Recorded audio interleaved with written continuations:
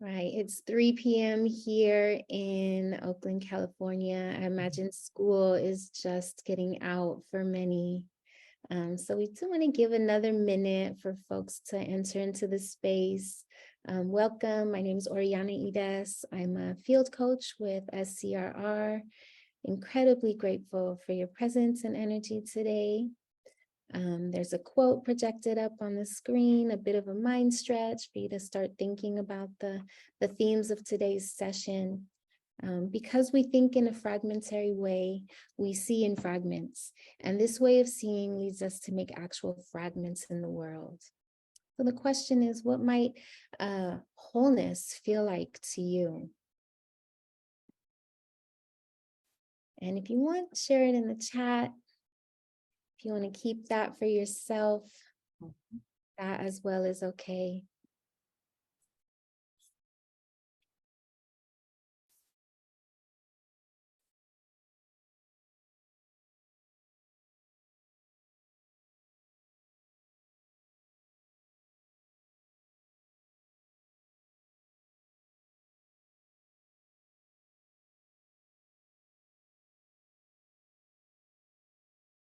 All right, let's get started. Good afternoon, good evening. Thank you so much for being with us today in this really, what I feel is a beautiful offering, an opportunity to slow down and self-attune.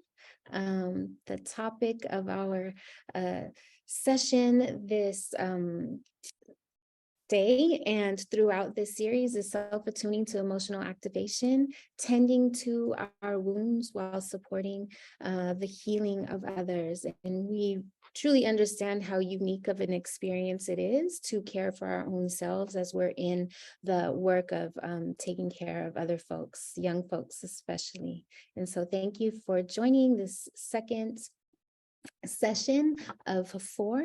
We're going to go over just a bit of housekeeping information and kind of orienting to this space, and then we'll get started in the learning and sharing and exploration of today's themes.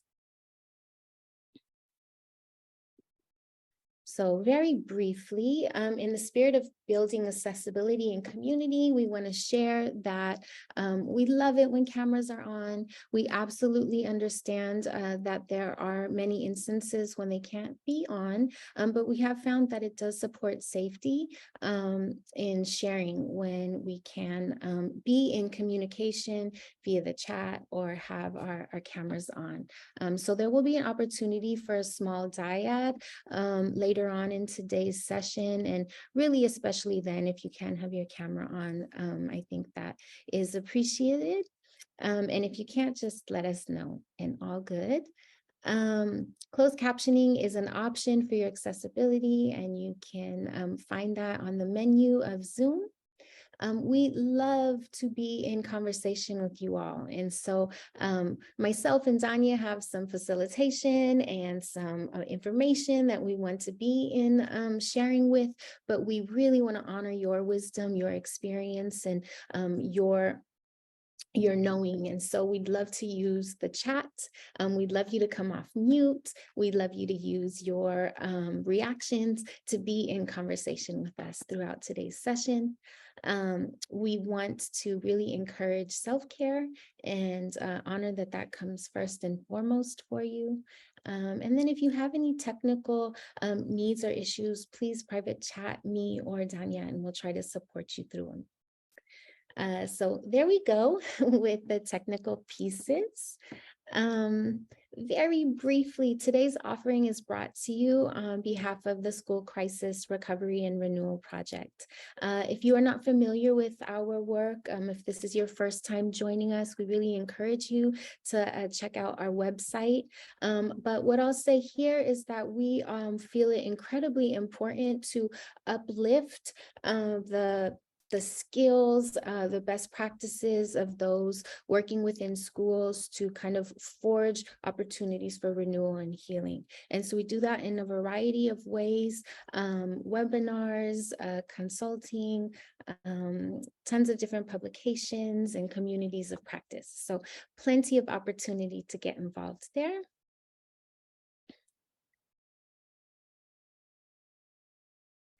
So as I said, we are on our second session in this series of 4. And this series is welcoming in the expertise and wisdom of different clinicians to share the ways they have supported school staff, themselves, and young people within school settings. And so each session is uplifting a different theme, a different therapeutic intervention that we can use ourselves to support in resourcing and finding wholeness, and that we can also possibly share with our school communities.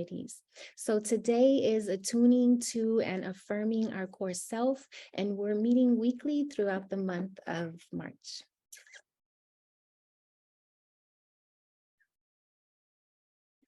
Very briefly introducing myself. I am a longtime educator and a school-based therapist. I've had experience as an administrator and a provider in community-based settings as well. And I'm deeply committed to liberation and creating spaces that are humanizing for ourselves as educators and for our young people and families within schools. And so it's just a little bit about me. I'm going to hand it over to Tanya March, who I'm so honored and excited to be in community and facilitation with.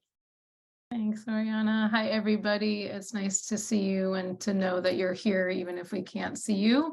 You might just hear a dog back and forth, so if there's any barking, I'll do my best to mute. But yeah, I'm very excited to be here with Oriana and excited to be here with you all. I've worked in school communities and nonprofit organizations for over 25 years, I think, at this point. Currently, I have a private psychotherapy practice, but I also consult. And one of my biggest dedications is to helping folks slow down and be able to recognize our own innate wholeness so that we get to be more together for ourselves, and that extends out into community.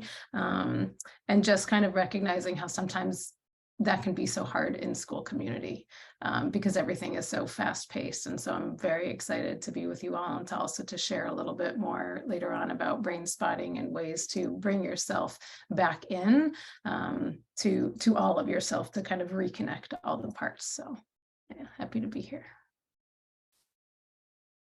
We'd love to take a moment for you all to introduce yourselves and the roles that you play in supporting the mental health or wellness of others.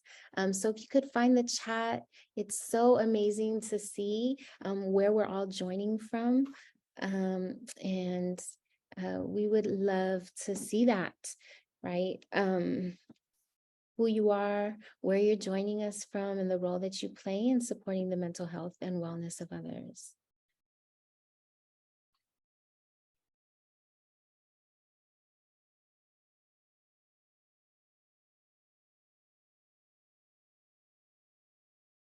Right. Wisconsin, San Diego, Northwest Michigan, Oregon, Washington.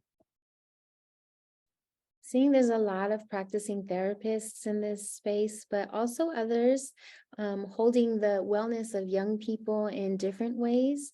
I was really excited to make this space also relevant for restorative justice coordinators, coaches, mentors, folks that are sitting down one-on-one or in small group with young folks as they navigate some of their internal and external pressures. And so awesome. This is really beautiful to see. Invite you to continue to share who you are, invite you to kind of scroll through the chat right now if you've entered in your own, just to see who we are, where we are. I think this is a great way to also build community. Yeah, noticing some nursing and some grief support. So also knowing that we're here and that we have a good wide community of folks. Yeah.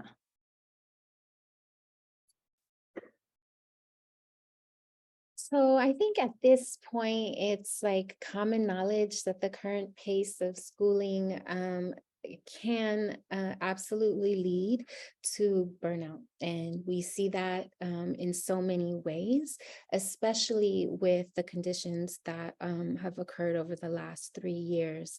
And so I have heard, slow down quite a bit. We want to take some time to offer a little support in slowing down. And so we have a really beautiful land acknowledgement that we want to share, and an opportunity to ground in together with some body scanning. So that's just a bit of a preview of what we'll be doing for the next 5 or so minutes. I'm going to read a land acknowledgement out loud, and I invite you to close your eyes if that feels comfortable for you. Lower your gaze. Absolutely just invitations, and please take care of yourself first and foremost. But our journey begins with the acknowledgement that we, as displaced diasporic people, often a result of historical force, reside on unceded, sacred indigenous land, past, present, and future. We offer this land recognition in solidarity with the indigenous peoples of Turtle Island in the efforts to deliberate intention toward decolonization. We recognize the historical colonialism and ongoing colonialism that has led to the present day circumstances where land acknowledgements are offered in place of land. Since our activities are shared digitally to the internet, let's also take a moment to consider the legacy of colonization embedded within the technology, structures, and ways of thinking we use every day. We are using equipment and high-speed internet not available to many indigenous communities. The technologies that are central to much of our work leave significant carbon footprint, contributing to change in climate that disproportionately affects indigenous peoples worldwide. I invite you to join us and acknowledge all of this, as well as our shared responsibility to make good of this time, and for each of us to consider our roles in reconciliation, decolonization, and allyship. We also acknowledge that this country would not exist if it wasn't for the free and enslaved labor of Black people. We honor the legacy of African diaspora and Black life, acknowledge knowledge and skills stolen due to violence and white supremacy. While the movement for justice and liberation is building and we are witnessing the power of the people, many are still being met with violence and death. We honor also the contribution of immigrants seeking safety and relief, and many of whom provide labor critical for this country's thriving. In honoring the energies of this land, the peoples of this land, the dreams that they've held, their beautiful and vibrant and very alive efforts towards perseverance and resistance, we invite you to take a moment of silence.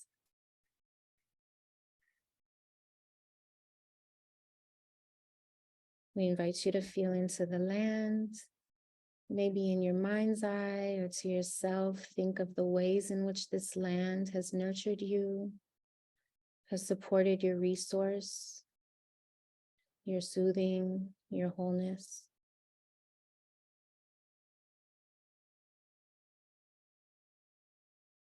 Then I hand it over to Danya as we extend our awareness beyond the land and into our bodies. Thanks, Mariana. I appreciate the land acknowledgement. It always really brings me in and reminds me to be grateful. So I appreciate it. And I want to invite you just to continue on with that, to see where you are physically situated, if you're in a chair or on the floor, wherever you're sitting, to maybe, if it feels accessible, sit back in your seat, even close your eyes for a moment. Locate your body in relationship to the land. And I'm 4 stories up. So for me to do that, I have to imagine that my feet are going through the ground and through all the offices and apartments below, all the way down into the earth. So I want to invite you just to do that wherever you are. and in any way that you can settle into your body, right? So that might mean just a little bit of a noticing. What are my feet doing? What are my thighs doing? What are various parts of my body that are accessible to me in this moment? What do they feel like? I find that it's easier to get there when my eyes are closed. So if that's good for you, do that. If not, just gaze beyond the computer. Give your eyes a little break. And just feel into that. And maybe also notice where your breath is. Where do you feel it the most? Yeah. We want to scan our bodies because that is also part of how we know that we are activated, and how we also know how to find the resourcing within ourselves for that activation, which we'll be getting into. So just kind of noticing. And when you're ready, I want to invite you, if your eyes are closed, I want to invite you to open them and just take a look all around your surroundings. Right? So we want to look up to the ceiling, all the way over to the right. Scan your horizon, swivel around if that's accessible, turn around, whatever movement is accessible to you so that you can look all around your space, including behind you. Even if it's a blank wall, I want to invite you to look behind you. Not only is it a nice spinal twist if you can do that, but it gives you proximity and it helps you locate your body in space. We spend so much time, and especially in our jobs and especially in schools, going forward, forward, forward, right? Always there's the next thing and the next thing. And sometimes it's good to take a look back. And once you've done that, even looking at the floor, I've got some stains on my carpet. So just notice what's there and what's not. I want to invite you then to take a look for the exits in your space. If you were to leave your space, how would you get out of it? What are the possibilities? And just take a breath as you're doing that. Maybe inhaling through your nose and exhaling through your mouth. Knowing that there's safety around available to you to the best of your ability and your environment's ability to find that safety. So how do you find that safety? It might not be a physical exit. It might be an entrance into yourself. Yeah. And I invite you just to keep that current as we move in to what we're going to be talking about today and learning together. And I will, with that, also pass it over to Oriana for the agenda so she can lead us where we're going.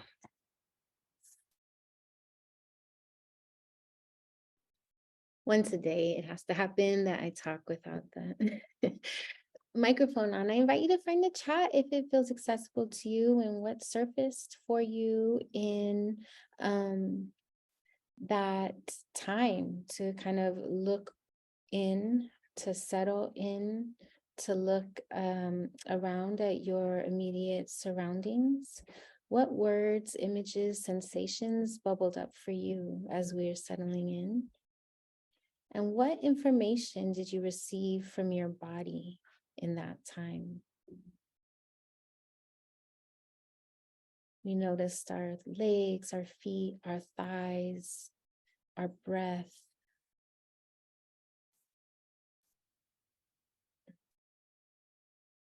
Relief and stretching, needing to deepen breath, calmness. If I can add in as you're dropping that in the chat too, when you're feeling light or you're feeling calm or you're feeling more relaxed, see if you can pinpoint where in your body you feel that. Yeah. Or if there's like a particular tingle or a tension or a letting go, see if there's anything that if there was a word to that or an expression to that, what words might come from that. Yeah, in the chat, I see there's appreciation for the looking back and the significance of looking back. Also, that anxiety surfaced, and I think that's really important information as well. The idea that settling always feels settling, I think can be misorientation, and that often in the settling, feelings of discomfort or disease or worry can surface. And thank you for sharing that. Mhm. Yeah. And that's good information too, when that anxiety comes up. As Oriana calls it, sacred wisdom. That's really great wisdom when you see the anxiety, when you actually slow down. Yeah. Yeah. Yeah. Thanks, y'all. Yeah, this is beautiful. So much information in our society. We are absolutely taught to and conditioned to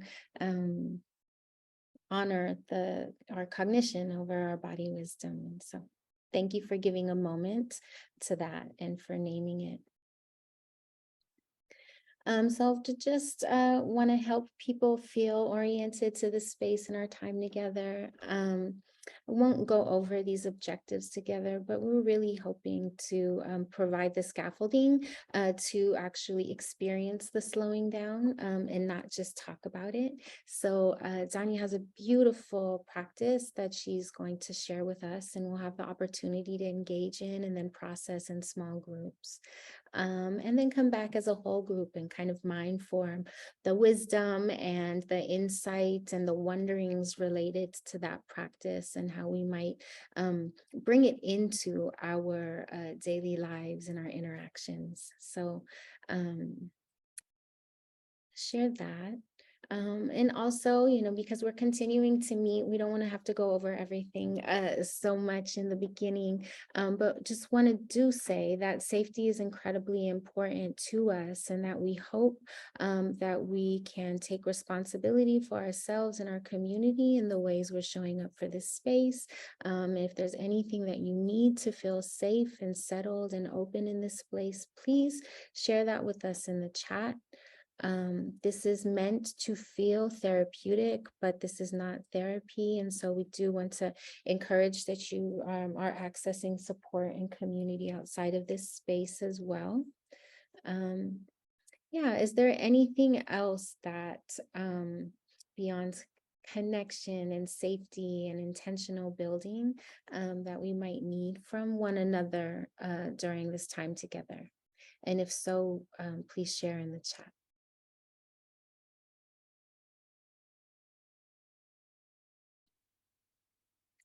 And you can do that at any time. 5 minutes before we end. Please share if it surfaces for you. All right. So largely today is about moving from separation to connection. And we started with that beautiful quote about fragmentation and the invitation to think about in your bodies what wholeness feels like to you. I'm going to hand it over to Danya. Yeah. Thank you. And I will just do a little bit of transparent co-facilitation that I realize that I don't have the presenter view, so my notes are in my mind. So thanks for creating that thread. So in thinking about activation and body and reaction and response and doing and slowing, I think it's really important, and brain spotting, which we'll get into. One of the things that's really important to know kind of historically is that this idea of the cognition over everything, over the body, over the felt sense, over the intuitive, which our activation is, and we'll get into that, is this. It really started back in the 17th century with René Descartes, who was a French philosopher who came up with this: I think, therefore I am. What makes me human is my ability to be cognitive. And that's important. Cognition is important because we need to be able to make sense of things, with the emphasis on that, with the emphasis on white bodies and male bodies and hetero bodies and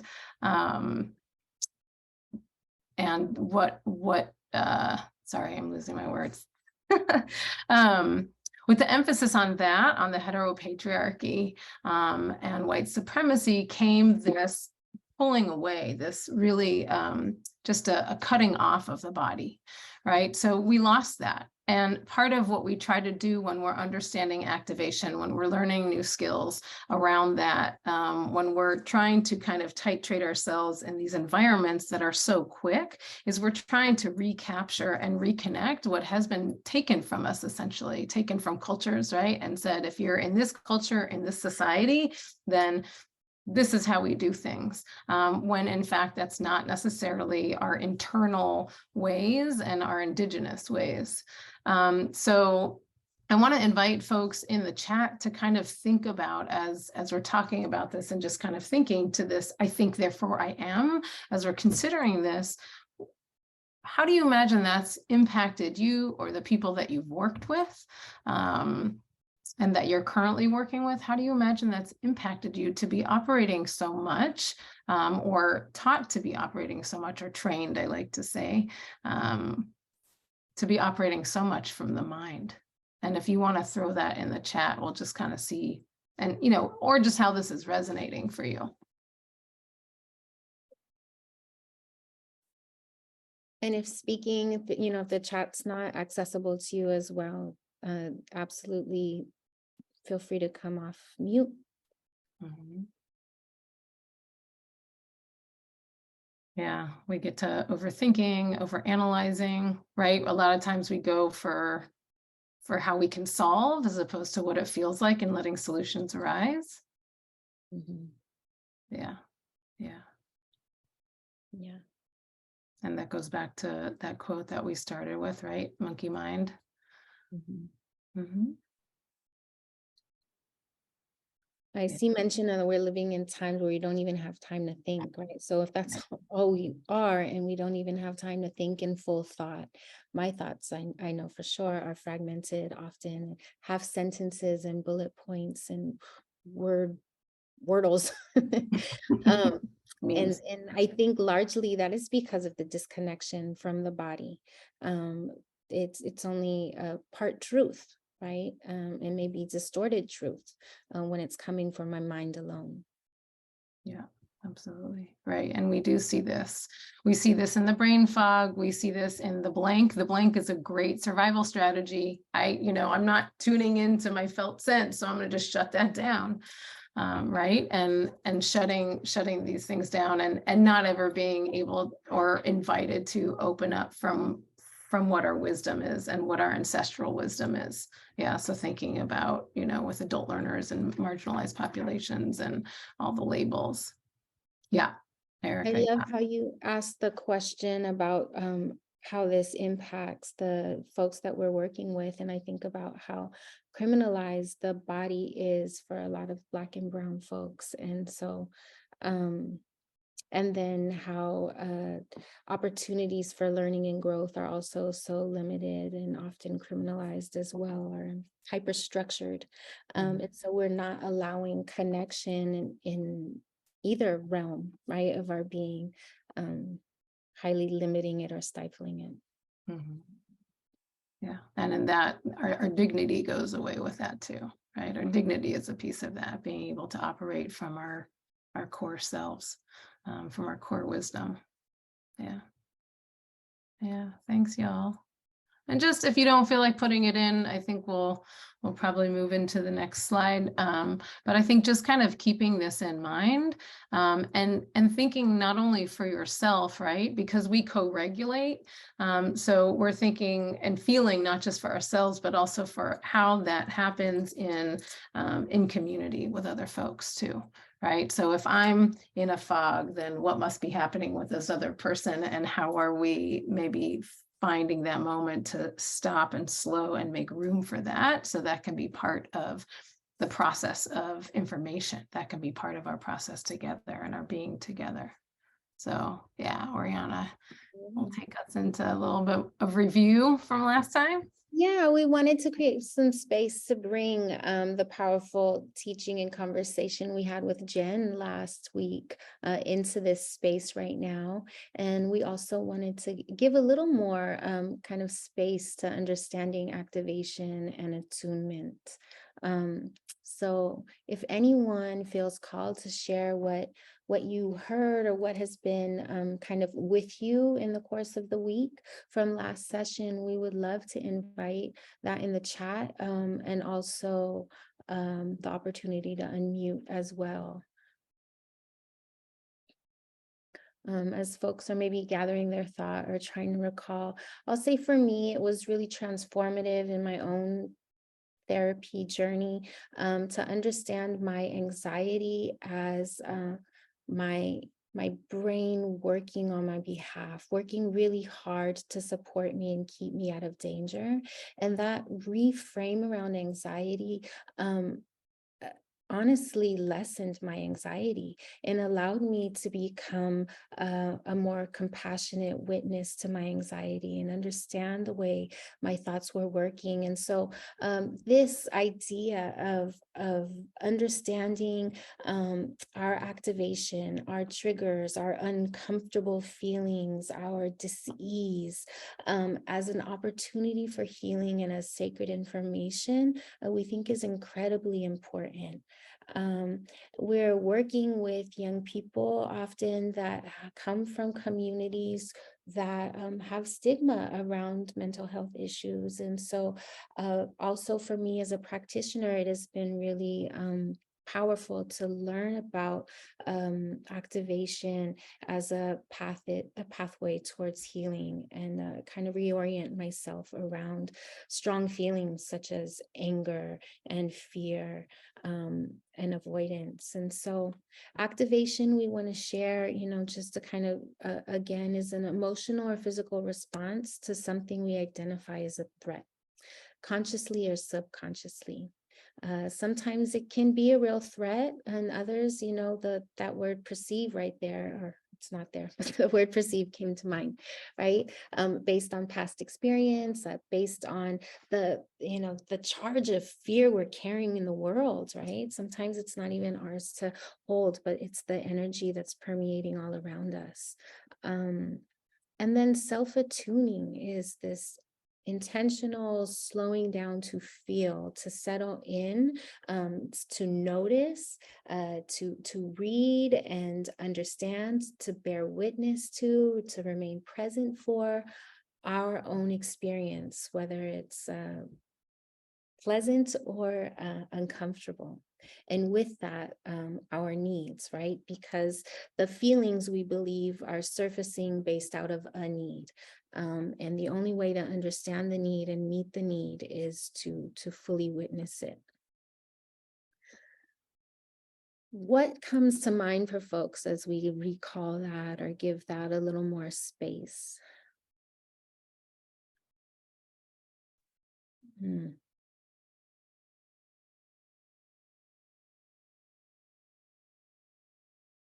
Yes.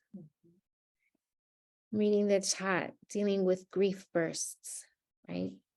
Well springs, right? Surges of strong emotion and feeling. Telling myself and trying to remind myself I didn't cause it, I didn't cure it, I did the best I could. There's so much compassion in that sentence there, Michelle. I did the best I could. I want to add in too, as we're bringing this up, that we often think that we're responsible for so much, and we forget that a lot of this, even the activation, is something that we're carrying from our lineage, right?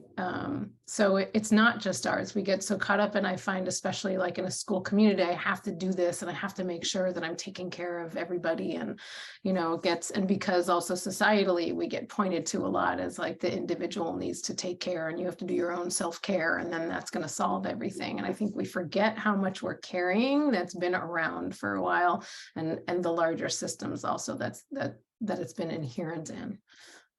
So yeah, noticing the body more to heal, Lisa, and attend to the suffering. Like the compassion is so much, because then we don't have that fighting. We're not fighting ourselves, fighting systems, right? We get to be gentle with ourselves. Yes, I can be present, but do not have to bear burdens in my body and mind. That's powerful. Yeah. Yeah, I've had many years of being like a sponge, right? Of absorbing the pain that I'm sitting with or witnessing, and holding it, rather than just witnessing. Yeah, generational memory. And I'm just seeing what Lila wrote too, that your own activation comes when other people are activated, when your students are activated. And there's also this kind of myth that we're supposed to, as adults, hold it all together. When in fact it can be so powerful for young people to know that while we got it, we're the ones who are kind of holding the room, that we're not perfect, and that we have our own anxieties, or we have our own responses. And some of it is the internal work of, okay, here I am and I'm activated, and how am I recognizing that and making space for it within myself. And sometimes it's also can be really connective to let young people in on where you are. In fact, that's part of what the cutoff has been in our society, is you got to keep it, you got to keep it in. Yeah, modeling, you got to keep it in. You're not supposed to say anything. You're supposed to be this, like, here's how you're supposed to be. But that's very much doesn't allow us that bridge between the cognitive and the somatic, the bodily full organism experience. Yeah. Yeah. And we're feelers, right? You all didn't get into this because you don't feel. It's not about the money here, right? Yeah. I think the word activation also, like trigger, can they're heavy and loaded words that are used often. And Danya, maybe you'll share a bit of Stacey's kind of reorienting to these strong emotions as well. Mm-hmm. Yes. And I want to just acknowledge also what Kimberly said about that disconnection is often a tool of white supremacy too, right? It's a way of keeping us away from ourselves. And if we're away from ourselves, then we're also away from other people. So I do think that's really important to acknowledge. And I think Oriana and I had this conversation about the word activation, which I think is useful to think about. And also Stacey Haynes, who is part of generative somatics, came up with the phrase of conditioned tendencies. And I find that that's a really interesting take on what we call activation. Conditioned tendencies are just what they are. They're a way in which we have learned to respond due to the socio-historical factors, the current factors, where we are in our environment, right? And so we learn, we get kind of activated, and then that pathway gets built, and we get conditioned into that tendency, right? So if my friend says, I'm going, I don't know when I'm going to be back, because there's abandonment in the background of my history, my conditioned tendency is to say, oh, that person's not coming back. And that's where I come from, right? So thinking about what's happened for us, what's maybe happened for people in our lineage, what's happening around too on the daily when we leave the house, and how are we looking at ourselves with compassion towards, oh, this is a tendency I have. This is not how I'm always going to be. This is not always how it has to be, but that I can see that this is a conditioning. And not only is it a outside societal conditioning, but it's become an internal conditioning for how to react to things. And thankfully, the brain is plastic, and we can, just as well as we've been wired or wired our own neural pathways, we can rewire them. And so I like to think about the conditioned tendencies and activation. I use those kind of interchangeably, because I find that it brings me back to, oh, this is just a conditioning. So I can undo this. And this is just a tendency. It's a leaning towards, it's not a have to. And I find that takes us away from that activation, from the hard and fast of the split between it's either the head or it's the rest of the organism, the rest of the body, and it brings it a little bit more into alignment. Yeah. Which is important when we are talking about brain spotting. Thanks, Ariana. Okay, so I don't know if we can do a show of hands. I think we can do a show of hands. Who here has experience with brain spotting? Either you've experienced it as a client or you've been trained in it. You can also drop it in the chat. I don't know if I can see so many hands being raised, but Chat is good. yeah, chat is good. So if you've heard of it, okay, great. Haven't heard it, fabulous, super excited. I've been geeking out on brain spotting, so I'm excited for folks. Yeah. All right. So fabulous. We're going to do a very, very little intro and to what brain spotting is, and we're going to do a very, very short practice of what it is. And then what I'll do is we have everyone's emails, and so if I don't get a chance to drop it in chat, then we'll be able to email out a link a little bit more about brain spotting. But what I want to say, first of all, is that brain spotting is the cousin to EMDR. So if you've heard of EMDR, eye movement desensitization and reprocessing, then you'll know that it has to do with the fact that our eyes actually have neural cells in them. And so our eyes are actually the external part of our brain, right? If you think about how much we can take in, almost half of the brain is dedicated to vision. And we can function generally, our eyes, if they are functioning eyes, they can function at about 100% at any given minute. If you imagine how quick it is that you hear a sound and you look over there, right, depending on your pathways, and we're all different, so I like to put that in, but our eyes are really, really important. There's a reason that people say the eyes are the window to the soul. Yeah, so EMDR, David Grand created brain spotting out of EMDR. What he noticed was he was doing slow flow EMDR. So EMDR is a bilateral tool that has people kind of like when we're in a dream state, looking back and forth quite quickly in order to process traumas or experiences that they've had that haven't been so settled.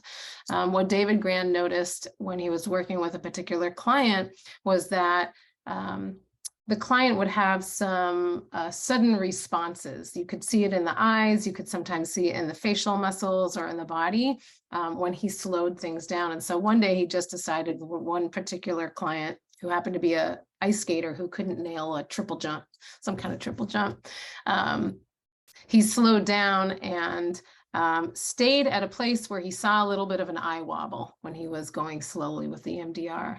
They stayed there and the client processed and processed and processed some material that had never come up before. And the next day nailed the triple jump that she hadn't been able to nail for years and years. So it's a really interesting piece that says where you look affects how you feel, because our eyes, again, have neural cells.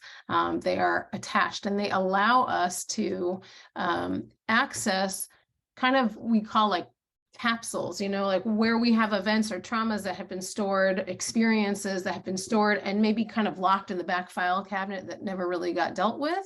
Brain spotting, by finding an eye position that we can kind of find where those capsules are. And by focusing there and staying there, we can allow for the body and psyche really natural healing and ability to process the information, which dovetails really nicely with the idea of how are we slowing down in our day-to-day, because when we slow down, it actually gives us a chance to access our internal resources and process.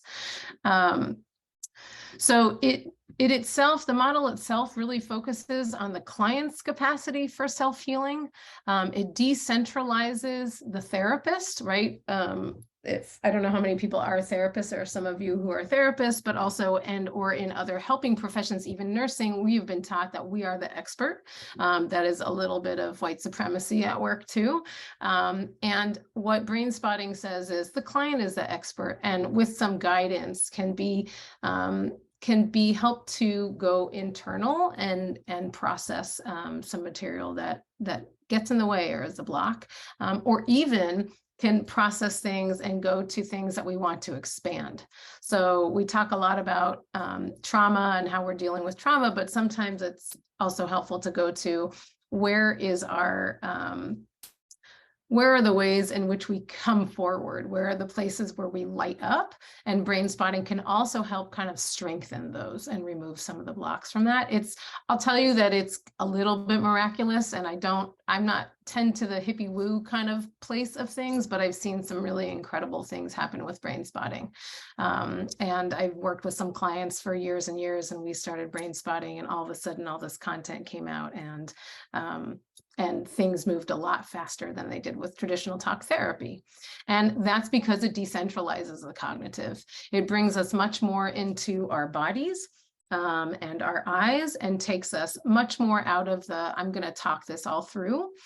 Because the reality is that our experiences are, traumas, activations, whether they're, positive and joyous and celebratory, or whether they're sad or griefy or difficult, violent, all of that is taking place at our brainstem and our limbic system. So it's our back brain and our midbrain is where we respond and react from. It's not here, but we're taught here is where you do all the things. Here in the prefrontal cortex is where in the cognitive is where we can make sense. But things happen to us at levels that is not about sense. It's about more of a felt sense. So brain spotting is really a way to get more at the subcortical level of the brain rather than the cortical neocortex, what's in the front. And if anybody has questions about that, I'm not a neuroscientist, but we can get you some more information about the science. But that's just a little bit of a look at how brain spotting works. And we call it a neuro-experiential model because we're taking the cognitive from the front and center headline, and we're really going into the felt sense and what happens in the brain and how that connects to our nervous system and how that connects then out again. So does that make sense to folks? Just want to check in real quick. We're gonna experience it in a minute. Can we give a little bit of space to like what folks heard? Yeah. So kind of, because that was a lot and a lot of good stuff. Yeah. And, so we do have time if folks want to come off mute and just kind of say back and say out loud what you heard, or share in the chat. I think that could be good for all of our learning. Yeah. Thanks, yeah, Jody. Hang on, I don't want my video on because I forgot about this meeting and my hair is a mess. So anyway, I know it's really, really not important, but in the long run. So I would like to explore this a little bit. So I've noticed that there are times when my eyelids will flutter, like really like twitchy. Mm-hmm. And so when that happens, I'll just go into myself and go into that breathing, slow it down, and it goes away. And I'm like, there's something there to all that. And I'm wondering if that is kind of like this neuro, I'm not trying to dig in and necessarily figure out like, oh, is this some deep trauma or anything? I think it's mostly anxiety that causes that. Like, it'll happen when obvious places at the dentist. And I was just at the dentist office and I sat in the chair and I could feel my eyes really fluttering. And then I just like my eyelids fluttering. And then I just started breathing and going through a systematic body relaxation. And, it's all good after that, It's like, really interesting. Yeah. So I guess that was my question or exam, whatever. Yeah, thank you. Thanks, Jody. For sure, our bodies are so wise, they do things for us. right? And Ronnie is offering maybe it's blood pressure.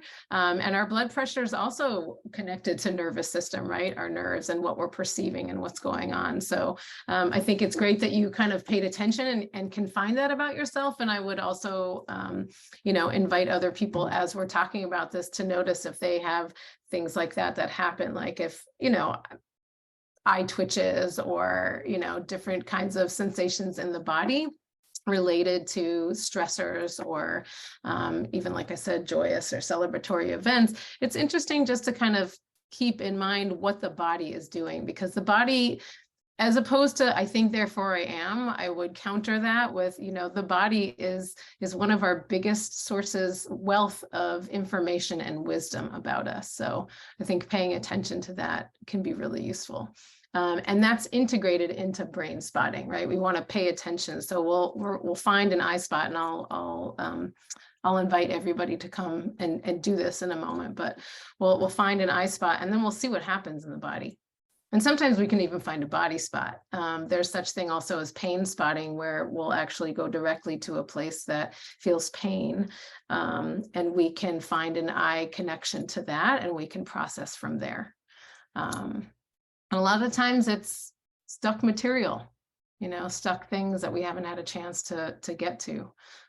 So I think anything that brings us a little bit more in connection with our body and parts of our body and other kinds of our brain besides the cortical part of our brain can be really useful. And I want to say too that the other piece of brain spotting that's really important is the attunement between the person who's doing it and the person who is the client or the patient that we're doing it with, right? That we know that 80% of a provider-client positive relationship, 80% of that is just the attunement, is just the relationship. 80% of therapeutic magic is how you feel with your therapist or counselor, or how you're connecting with the young people or other staff that you're working with. And so that's a really important piece of this, as it is with activation and conditioned tendencies, is how are we attuning to ourselves and also who's in our environment, who we're working with, because then we can also offer some of that co-regulation, right? So that's an important part of brain spotting too, not just the eyeballs or any kind of the body, but also the relationships that we have, right? Which speaks to the importance of connection. So what we're going to do now is we're going to go into a little bit of guided practice, and I'm going to count on Oriana to keep me on track with this for time and also what we said we were going to do. So I want to invite you just to kind of sit back and let your eyes kind of drift. You don't have to be looking at the screen for this. What I want to do is I want to invite you to think of maybe something that is a little bit activating, like scale of 1 to 10, where 10 is like off the charts. I was activated. I couldn't come back for days. Maybe like a 2 or a 3, just a slight activation, maybe with a coworker or a client, a young person that you're working with, or another staff member. Think of a slight activating scenario. And notice what you feel in your body. And if it's easier to close your eyes, you can do this. Just notice if there's anything corresponding in your body. Where do you feel that? Oh, I had a kind of a little disagreement with, a co-teacher yesterday. It feels really like tight in my chest when I think about that. So just notice that. And when you have that, what I want to invite you to do is to scan your room. Start at one side. It can be right or left, doesn't matter. And you're going to go real slowly. So you're going to start, I'm just pointing over to the right side. You'll start over on one side and just scan your horizon really, really slowly, and notice where you might feel that feeling that's in your body more. So for example, oh, I feel that, I felt it in my chest. Oh, when I look to the left, my chest feels tighter, right? Or when I look more towards the right, it feels not as bad. So just notice and see if there's a spot there. And then we're going to do that also once you find a spot. And there's no right or wrong here. So once you find a spot or what feels like maybe it could be, or I'm just pulled to this side. I'm pulled to like kind of left middle and I'm just going to hang out there. That's totally great. Then scan the axis from ceiling to floor along that spot. Right? So just say your spot's right here, then you're just going to look up and you're going to go real slow. Let your eyes drift all the way down and just notice, do I feel that corresponding feeling, that activation, that conditioned tendency kind of scrabble in here? Do I feel, or wherever it is, do I feel that more up or down? See if you can find the spot. And hang out there. And if while I'm talking and offering this, you find yourself saying, what is this? Like, this is bunk. This is like magical, whatever. Just, I want to invite you to invite that part of you in, that voice that's like, oh, this is ridiculous. Or I don't get this. I want to invite that part in and just notice that. Yeah. But just stay at that spot if you've been able to find a spot and notice what happens. See if you can let go of your mind. See if you can just kind of mindfully focus on that spot and see what bubbles up. And I'm going to be quiet.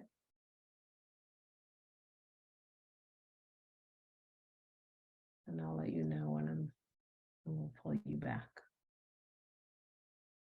See what happens, see what goes through you.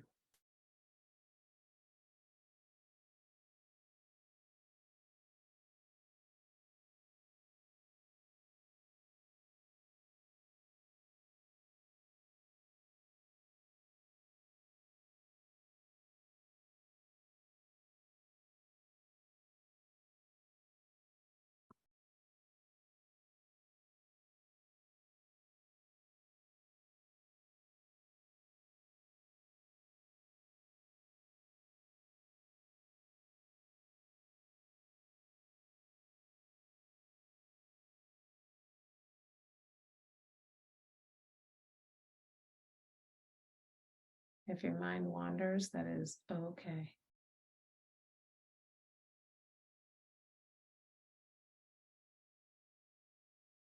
I'm just going to spend 30 more seconds here on this spot.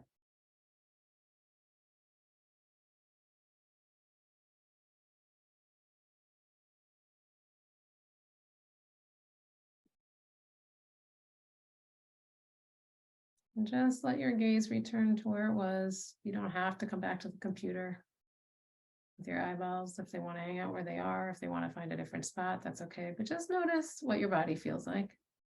Just notice where, if you've been able to kind of be with that activation and what images or words, thoughts came up. And just bookmark it for later. Take a clearing breath in through your nose and out through your mouth. And then I'm going to invite you to hear the dog shake himself off. We would be really great if we did that all the time we were activated. I'm going to invite you now to think of something that felt good, an interaction with a student or a coworker that felt good. Not like a 10, oh my God, this was the most amazing thing that ever happened in my life. You know, something gentle, something, oh, that was okay. Or we resolved something okay. There was something a little spicy, but we worked that out, or I felt okay about that. And then I want you to notice where you feel that in your body. What part of your body corresponds to that?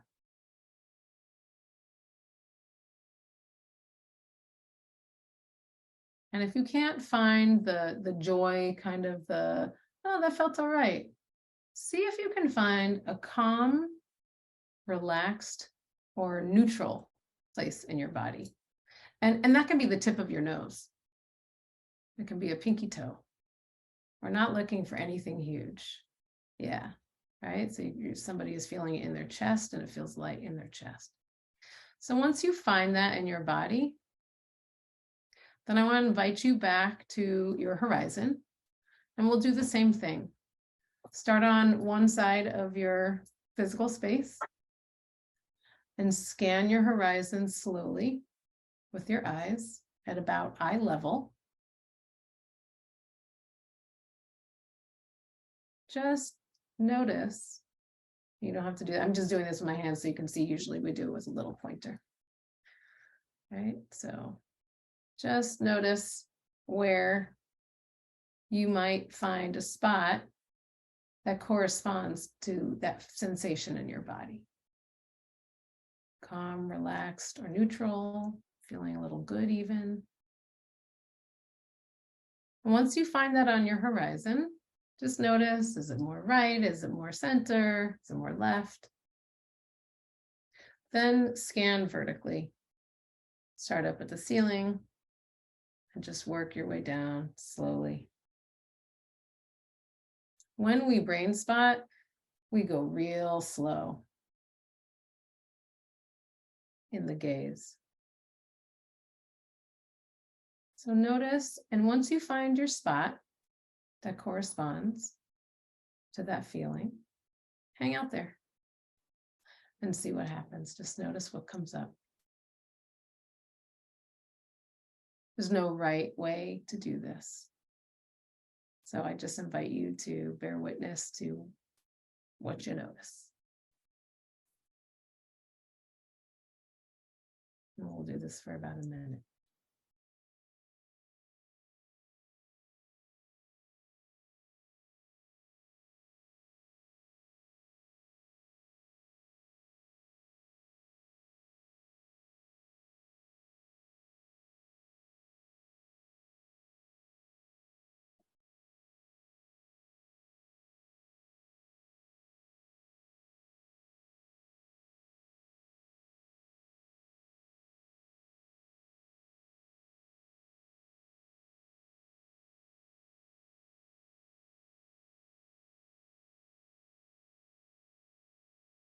If it feels hard to access, just notice that. There may be a protection coming up. I don't do these kinds of things in workshops. I'm too busy. Things are too much. Just notice and welcome that part of you.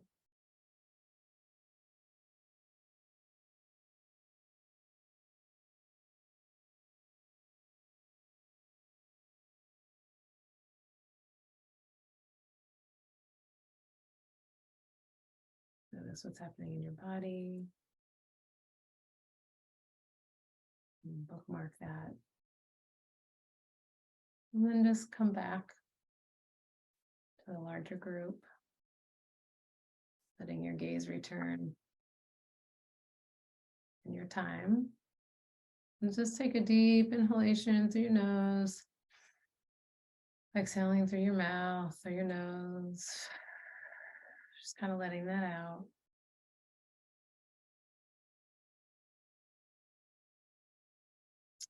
And I think Oriana will bring us to our journaling. We're just going to take a couple minutes to do a group journal about what that was like, what you noticed came up. Yes. Yes. Sorry, so let me align the screen sharing again. Thank you, Danya, for that. Yeah. I especially appreciate the part about resistance and how to kind of experience any resistance that might have come up for that. And so we want to give an opportunity for you to, before getting into small groups, to kind of talk about that experience, an opportunity to journal. And so in the chat, you will find a tool called a collective journal.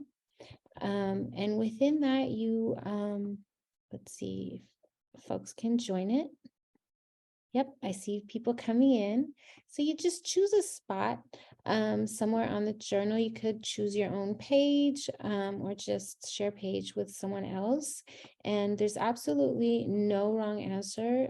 You don't have to write in full sentences. Just try to jot down as best as you can what that experience was like for you, what you notice, and what you wonder.